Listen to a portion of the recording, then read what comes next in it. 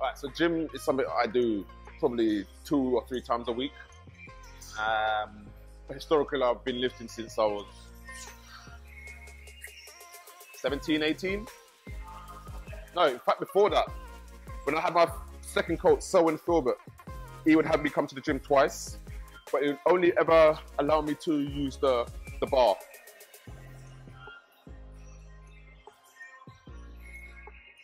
Only ever. So this weighs 20 kilos. So at the time, he only ever allowed me to use that. And he would have me do, oh God, if I remember correctly, and he would probably tell me off if I'm giving the wrong date, but I reckon he had me probably doing 4 sets of 100 reps. That's to build strength into my muscles at the time, hence probably why I've got these big legs. I mean, only ever kept me on the bar. So again, with bench and squats. And pretty much bench and squats is something I've done my whole career. Very rarely done anything else. Very rarely do any Olympic lifts. I'll do cleans, but I'm a great fan of them. So if I want to get explosive lifts, I'll do more jump squats with the weight, and then I'll go out and jump into the sandpit or jump over obstacles in the gym. That keeps me functional. I like giving myself challenges. So I'm a bit rough around the edges. I don't like sessions to be too scripted. I like to be given something to do and give myself targets to try and achieve it, whether it's a time or even if I'm running with people to try and beat them. That's how I like to work. So I train people that way as well. I like to train them and give them goals and challenges that they can go out and try and aspire to, regardless of their weight. I want them to be able to get there and there in a certain time, or see how many sets they can do, how many reps they can do, or even outpace me. Even though in their mind I go, no, I'm not going to beat you, but I want them to try. If you can try, then that's the first step to going out there and trying to be more than you are. Sometimes as a prep for when I'm gonna squat, I'll do side hacks. These seem to work. I like doing these. That primes my legs, so I'm working the individual leg before I go and do compound exercises, squats. I like doing sets of these.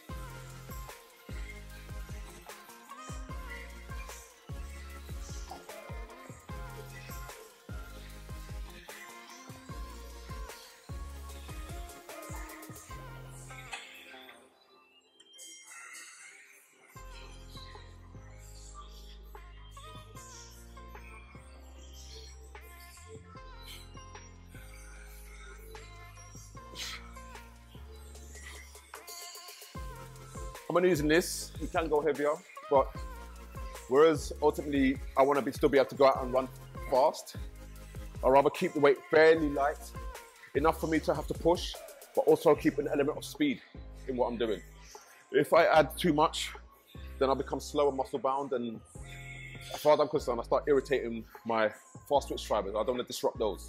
I still want to keep those happy and stimulated, but add on a little bit of strength and solidarity to all the other components.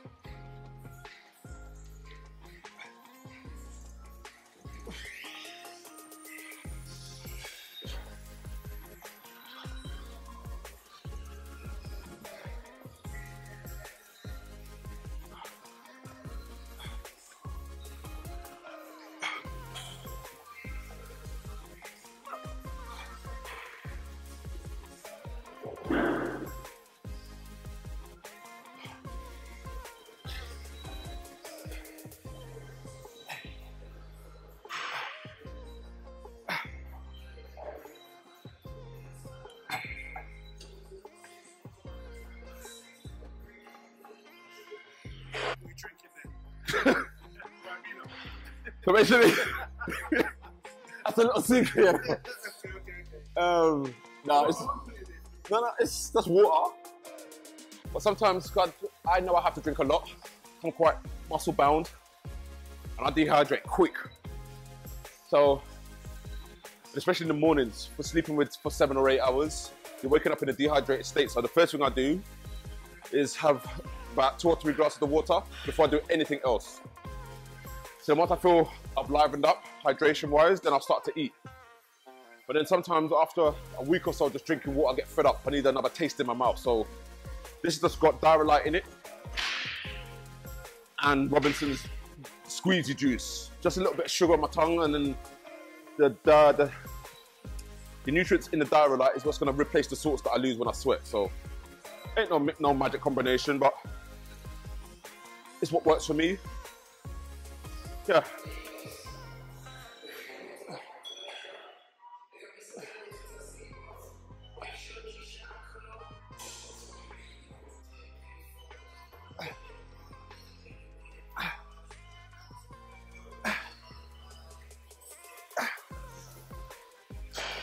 You're good, carry on. So then on the next 4 steps.